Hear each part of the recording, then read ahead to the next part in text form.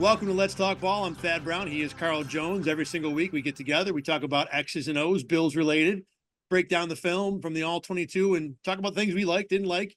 From this game against the Seahawks, going to be a lot of like in the Bills side. And, Carl, on offense, that's where I want to start. And the thing I like the most, in a game where a lot of guys had big games, is number 4, James Cook. To me, the way he navigated holes, the way he found space, he was patient. He accelerated at the right time. He was strong at the right time. We talked last week. We weren't sure if Cook was really Cook last week. This, to me, I think, was probably his best game of the year. You know how when people say, oh, well, he's an explosive guy. If he gets in space, he can turn a 5-yard play into 20. Well, he was running through some arm tackles, and then on a touchdown run, he ran through somebody's face. Excuse me. I did not know you had that in your bag, James Cook. So that kind of showed you what showed the type of aggression he played with Sunday afternoon. And that was so encouraging, considering that you saw what Ray Davis did 2 weeks prior in New York. And you're like, man, that thunder and lightning combo kind of nice. Well, James is telling you as well, I got a little bit of thunder in my game too. So that was really cool to see Sunday afternoon. Even with the thunder, that's still like his off speed. That's like his Right. fourth pitch. Yeah. He can go fastball splitter. That's like the occasional change he mixes in. It was still good though. But the thing I like best about Cook, and he's getting to that point, I think, more often, is that you can feel like he is in control of the run game. He is so confident about where he's supposed to be, where he's supposed to go. He doesn't get there too fast. He's not out of control. It just looks so confident. And Carl, one thing you pointed out, it's not just Cook that does it. It's the way the Bills kind of draw up the run game too to set them up for those things. The Bills major in like 2 or 3 run plays. It's a zone play where basically all the linemen are blocking one play and you just read the blocks and make it one cut and go. Duo, double teams across the board. And then some tackle pull stuff whenever you guys see Spencer Brown and Deion Dawkins in space. That's really it. You're not seeing a bunch of counters, some stretches, tosses, nothing of the sort. So if you're a running back, if you're getting the same footwork out of the backfield, the same looks up front from the offensive line, you're going to get more comfortable in those reps. And that's why we're seeing James Cook look more and more explosive and more confident, not just like at the line of scrimmage, but down the field as well, where he knows the defenders are coming from the second level. And you saw all of that on display Sunday afternoon. And we talk, a few times here and there about the run game. The Bills do face a lot of light boxes. They generally have numbers advantages, but they're taking better advantage of that more and more. I think last year, one of the problems I had was, sure, they have numbers advantages, but when you're getting 4 to 8 a carry, they ain't doing it. In this game, there were 12s, there were 13s, there were obviously couple touchdown runs. The Bills were making those plays hurt more. And that's a credit to the guys up front too. There were, a couple plays in a row. They ran the same zone over and over. And it was Deion and Edwards and Connor McGovern dominating blocks. This was the last touchdown drive, the one you referred to where James Cook ran through a face. So the guys up front are doing their job. Look, they have an advantage, but they're winning bigger than just having that numbers advantage. They're playing, as you used a couple weeks ago, they're playing above the scheme a little bit in that way.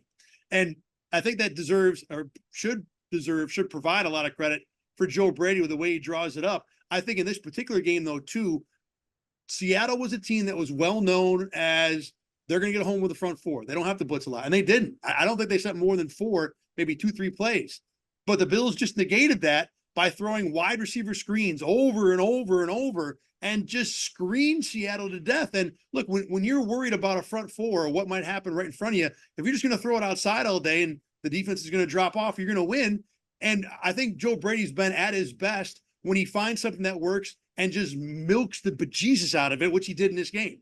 Yeah, I mean, Dawson Kincaid got a couple screenplays. James Cook got a couple, and they dressed it up in a different type of way. And you're right. The Seahawks don't blitz a lot, but they give you an illusion that they're bringing more with all those linebackers up in the A gaps, a guy showing blitz off the edge. So if you're an offensive line, you have to account for those guys in the protection scheme. You're like, I don't know if they're coming or not, so we got to, sort this out. And if you're the Bills, I don't feel like sorting all this out. Let's just get this out to the perimeter where we feel as if we have an advantage in terms of the blocking. And then Khalil Shakir, who is one of the best yak threats in the game, period. That's a really good combo for the Bills because there's not Kyle Hamilton on the outside. That's not Trent McDuffie who can defeat a block. I like Devin Witherspoon. He's not quite that guy yet, and the Bills clearly thought that was an advantage they can take. That was something they could take advantage of against the Seahawks. Yeah, we talked about James Cook having a good feel for where to find space. I thought this was Khalil Shakir's best game, and he is underrated in his ability after the catch. I know people know it's there, but I think in this game, you got a little better view of how dangerous he can be, especially in the first half. There were multiple plays where he was the one that turned a 4 or 5 yarder into 12 because he's so good feeling cuts, making cuts at the right time. This was an opportunity for Joe Brady to take guys and put them into positions where they felt strong. You know, James Cook using the same run plays over and over, Shakir in space. And let's talk about Keon Coleman for a minute now, too. I thought Joe Brady did a good job of putting him in spots where he's comfortable. In the second half, putting him in the slot and allowing him to have a free release into that 20-yarder on third down. And I don't know if you noticed, it seemed like Keon saw that there's a sim blitz coming, kind of pointed out to Josh, and I don't know what he's saying, but it looks like he's saying, hey, this guy's coming, and they took advantage of it. The thing I want your take on, though, Carl, is as a former Division I corner, the 2 jump balls in the end zone. My read on it was the first one was a back shoulder that just didn't connect. Josh and Keon weren't on the same page. The second one, to me, yes, Keon makes the catch. And yes, that was some man strength to really grab the ball with one arm and be able to rip it away from Reek Woolen and make the catch. The reason I want to bring that up, though, is when you see those big receivers make that fade and make it successful over and over, they're not like grabbing one arm and hoping. They're getting 2 arms above and rising up and making the play. And that's not what Keon did there. So how prescriptive is that success for Coleman going forward to be able to continue to make a play like that? Yeah, I think he'll have to hone in on the details of that play because it's not as like willy-nilly backyardy as you think it is when it comes to those fade balls. It's a lot of technique and time that goes with the defender, spending time like, all right, hey, with this specific split, I know this guy is never going past me. It's always back shoulder. And I know if this guy, he is going past me, he's tend to guy that does a little nudge off with the push. Keon tends to be a guy who doesn't push off. He just goes up. So I think, especially because he just went up with one hand. So if I'm a DB, seeing that second play, because the first one was a great play by Tariq Woolen, just Josh and Keon weren't on the same page. If I'm a DB, I'm like, all right, listen, if you're not going to push off, I'm tugging. I'm tugging a little bit because you only going up with one hand, and I dare you to do this over and over and over again. And that's why if you're Keon, all right, one time is cool, but if you're a coach, once it's happening with this one-handed stuff, God gave you 2 hands for a reason. Let's use them both. Let's use both of them next time when you get in this situation. But I do think his red zone ability to go up is something that is very unique to him. And I don't know if I'll trust it between the hashes just because that's a rough way to live. It truly is. Like the only guy off the top of my head I think that lived like that was D-Hop, and that's an all-pro we're speaking of. But in the red zone, I trust his ability to go do that right now. Even so, being able to make that catch builds confidence. And obviously, as Micah Hyde has said multiple times over the years, confidence is a hell of a drug. So that always helps out going forward. Offensively, got to shout out the offensive line again. I mean, they were really good top to bottom. Pass protection, slightly iffy, but so good in the run game. It wasn't one guy that stood out. It was really across the board. So impressive there. Anything else from you on the offense? No, I don't got a game ball, but all 5 of the O-linemen, I guess all 6 with Alf Anderson as well. They deserve them for how well they played, especially as you said in the run game. Yeah, Anderson's been really solid as the 6th offensive lineman on multiple plays. Let's move over to the defensive side of the ball. Just like I think there was a guy I want to start with clearly on offense. This one everybody probably knows. Greg Rousseau was pretty darn dominant. Not every single play, but boy, he erased the first possession pretty much on his own. The multiple goal line stops were almost all him, in terms of the tackles on Ken Walker, the ones that set up the eventual 4th down stop. I mean, look, Rousseau, we've talked about it multiple times. He's not going to get 15 sacks, but he affects the game, Carl, in so many other ways. Play with a certain type of like energy and swagger to him on Sunday. And Bobby Babish said this, I believe, recording this on Wednesday. He said this on Monday with like belief, right? And the fact that a player, when he goes out there, if you feel like you're the best in the world and that takes your game to a whole different level, that goal line stuff, there's nothing cute about it. There's no scheme to dress it up. There's no like, hey, man, I really need you to get here to open it up for somebody else. Nah, it's me versus you. Who's going to win this rep? I don't care if it's a tight end. As a defensive end, you should feel like it's disrespectful that you had the audacity to put a tight end in front of me. And the fact that he was able to do that on both of those goal line sequences, I know Ed Oliver made some great plays down there as well. Austin Johnson did a good job letting some guys free as well. But regardless, and him in particular, confidence, like you said, like Micah Hyde always said, is a hell of a drug. And you can tell that I don't want to speak for Greg, and I want you to ask him this tomorrow. Did he feel a certain type of way with the tight end in front of him on the goal line? Because, boy, like, hey, listen, I get paid to get in the backfield, and you go get paid to catch passes. I don't think this is respectful. So I got to take care of that if I'm in Greg's head for sure. Yeah, Rousseau on the two plays he made in the goal line, second quarter before the snap that goes over Gino's head. That one he just wins easy right off the line. Oliver's in there, but Rousseau to me makes the play. And then the second one, give Balin Spector some credit because he read the run pretty well. And by shooting the gap, he grabbed the attention of both the tight end and the fullback, and they both leave Rousseau alone. And then Rousseau dominates. And look, that's kind of in the realm of what you're talking about, where you want to feel disrespected. Now, I know Greg Rousseau's not going to feel disrespected because guys leave him. He knows what's going on. But the thing is, when you get that opportunity, you got to make the play. And this is what we've seen Rousseau the last few weeks. Now, Seattle started sixth round pick at right tackle after Houston started a young guy, after Tennessee had to play the guy they didn't want to play because the guy they wanted to play got hurt. So Rousseau's seen a steady diet of like less than NFL caliber talent, but he's ripping them apart, which is again what you want him to do. Yeah, I mean, if you're that guy on that level, this is what you're supposed to do. You know the phrase I like: stars be stars. Greg, if you're a star, you need to take advantage of people who ain't stars. And the past 3 weeks, he sure has done that. One guy on the Bills, we just talked about him, who's not a star, is Balin Spector.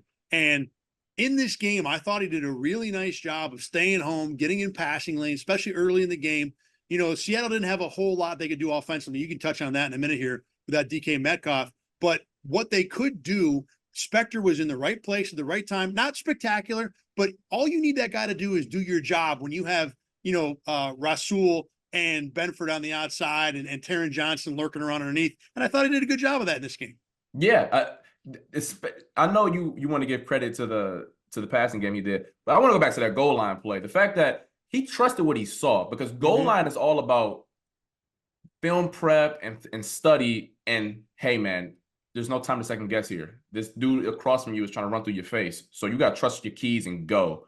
That speaks to the level of confidence that I believe all the Bills players were playing with on Sunday, where there wasn't much second guessing. It was, hey, this is what I'm seeing. This is what I prepared for all week, and I got to go. And if I'm wrong, hopefully it's somebody behind me that can rectify that issue. But I didn't feel as if, like I know the Ravens game, he got picked on a little bit. I didn't think that was the case whatsoever against Seattle. And I know Gino and the Seattle offense were a little off their skis a little bit without DK, but DK is 30 yards down the field, a lot of reps. That wouldn't have anything to do with how Balin Spector plays.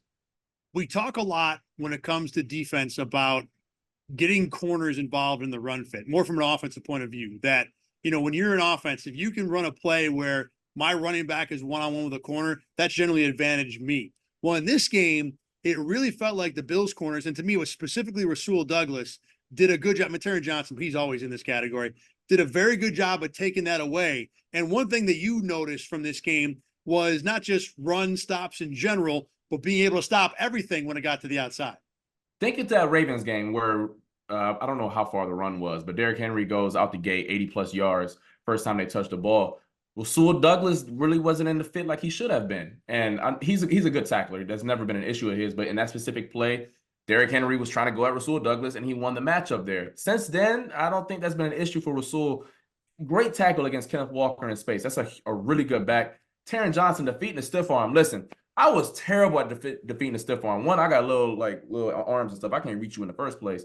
And then secondly, I just really wasn't trying to get nasty like that. So the fact that he was able to do that against Kenneth Walker, who is one of the best backs in the game in space, so cool to see, especially when you realize in the two losses, the Bills kind of gave up a lot of yak opportunities and a lot of run after contact. Think of all the stuff that Zay Flowers was doing. Not Zay Flowers. Think of all the stuff that Justice Hill was doing, Derrick Henry, and all the other guys who were eating in that game. And then a week later, Cam Akers did the same. That was so good, especially because the Seahawks weren't going to beat anyone deep this game with no DK. I like Jackson Smith-Njigba. He's not beating nobody past 10 yards. Same thing with Tyler Lockett outside the numbers as this game, not necessarily inside the hashes. So this game for the Seahawks was going to be won with Zach Charbonnet and Kenneth Walker and Noah Fant and all those guys trying to matriculate the ball down the field. And they tackled so well, that just wasn't going to work for the Seattle Seahawks. Talked to Rasul about it after the game. He said, look, when you come here, they tell you right away, if you're a corner, you got to be able to tackle to play in this defense. And Taron Johnson, as the guy who's been here longer than any of them, leads the way in that. And you can see the trickle down when the corners are tackling like they did against Seattle. I do want to touch on that really fast, though. Yeah. If your corners tackle, that sets the culture tone for the rest of the defense, because it's known as a defensive player, hey, man, I know you out there looking pretty, but if you can tackle, that can help us out. if as a defensive tackle, you see that guy willing to stick his face in the fan, that is so contagious and sets the tone for the rest of the defense. And I'm not just saying that because, like, you know me, I'm an apologist for the DBs, but it truly does because I'm not naive. I know that no one else on the field thinks that we can tackle. So if we can do that, that really gives everyone else the motivation and the confidence to do their jobs and not feel like they got to overcompensate for the other guys out there. I appreciate your humility, but I think the self-deprecatingness for your ability as a corner and corners in general has reached a peak. I think we can back off the fact that you were a heck of a football player, and some corners can tackle, but we still appreciate the fact that you're humble about it. Speaking of humility, last thing here, one of the side stories, the B stories from this game was just the number of things that happened to bounce Buffalo's way, the fumbled snaps, the mistakes on Seattle's side, the Josh Allen fumble that was kicked to the right guy. And I wanted to rewatch the two plays down by the goal line that Seattle just botched to try and figure out what were they doing, would it have worked. The first one to me looked like a run play, and I think Seattle actually ran it the first play after the interception. So like two offensive snaps later, I think they went right back to something similar. I don't know if it would have scored. I think they would have, because they were at the 3 on the ball, the snap that went over Geno's head. I think they get yardage. I don't know if they score there. The one I really want to talk about, though, is the fourth down play, because you talked about on the goal line, Balin Spector having to trust what he reads and just chase it, right? Well, it looked like to me Seattle had a play action run set up to where 10 guys in white jerseys were chasing it and only one drop back to cover 2 receivers in the end zone. And Carl, I thought it was going to be if Geno Smith gets it off, because Greg Rousseau and Austin Johnson are in the backfield quick, but if he gets it off, it's a absolute easy 6 points. Yeah, it was 2-on-1 and not the good kind if you're a defense. I mean, so many things went wrong for the Seattle Seahawks, and not taking nothing away from the Bills. When you win the line of scrimmage the way that they did, it wouldn't have mattered in the end, just the way they were running the ball and stopping the run as well. But man, you want to talk about those two plays, and then when you go to the other side of the ball, Josh Allen plays rugby, gets the ball back. Before that, he gets strip sacked. Somehow, I don't know if it was his right tackle or whoever that was, recovers the ball. And I believe Ernest Jones was close enough to almost get it as well, but thank God the Bills all-lineman got it. And then the most crazy play, I don't know what he was thinking. It's 3rd and 6 or whatever it was, 3rd and 7, and you hit him late. And you know me, man. I'm always like, man, the quarterback's flopping. But you hit him late and in the head. What you doing? Like, and so then now your teammates mad at you. You're yelling on y'all yelling on the sideline. Y'all fighting, throwing stuff. The Seahawks, a lot of stuff didn't go their way, but boy, some of that stuff was self-inflicted. I mean, hitting the quarterback late, buddy, in the head, you wanted a 15. You wanted a nice little envelope in your locker. That's the only thing I could think of, because those 5 things right there just was not helpful for the Seahawks, I guess you could say. That was dumb. The taunting for Geno Smith out of bounds was dumb. The game was probably over by then anyway. The one other thing I want to bring up, not quite dumb, but maybe in the Seattle not being well coached. Did you notice the first play of the game for the Bills on offense? And they may have checked into this. I don't know if they were planning on it. But remember, Seattle just traded for Ernest Jones this week. Linebacker comes in brand new. And the first snap, Seattle's in cover 3, which is a fairly standard first down defense. And they ran Knox right at Jones across the formation, in a standard like kind of sail over route that linebacker's got to get. And to me, it looked like Ernest Jones was kind of like, okay, I'm brand new. What are we going to do? And like, he's not ready to make that play. And the Bills give him credit. They're like, okay, you're new. Let's go see if you can cover this. By the way, I also thought the other Knox play, coincidentally, was another Ernest Jones mistake. I thought Jones was okay, but I did get a kick out of the fact that the Bills saw not a bad player, but a new player, and attacked him right away first snap of the game. Listen, you can tell how an offense and an OC feels about a defense on the opening script of the game. You had that play, all the screen stuff, and then the goal line stuff going to Keon. Joe Brady and Josh Allen were telling you exactly off rip how they felt and how they felt about the Seahawks defense and what they think they could take advantage of, and a whole lot went in their favor for sure. Impressive game for sure. Anything else from you for this game? Nah, it was a game that I thought the Bills could trip up on going out west, long cross country trip. Even without DK, I thought the Seahawks may not be the greatest team, but they're a team that didn't look like they would quit. And I don't think they quit. I think the Bills took it to them. And I think for that, in the NFL, that's really hard to do. Yeah. And I think if it weren't for all of the gaffes and the Keystone Cop stuff Seattle did, the game is probably closer. But Buffalo, I would have been hard to see Buffalo not winning that game, even the way it went. Well, weird stuff. All right, as always, you can see Let's Talk Ball at rochesterfirst.com, on WIVB.com, at rochesterfirst.com. Click on the sports tab. You can find us at 8 Sports Extra. We're on YouTube and wherever you get your podcast under the Buffalo Game Day Recap umbrella. We will talk next week about Bills and Dolphins. I'm looking forward to finding out a new way the Bills can undress Miami in a football game. For Carl Jones, I'm Thad Brown. Thanks for watching and listening. We'll see you next week.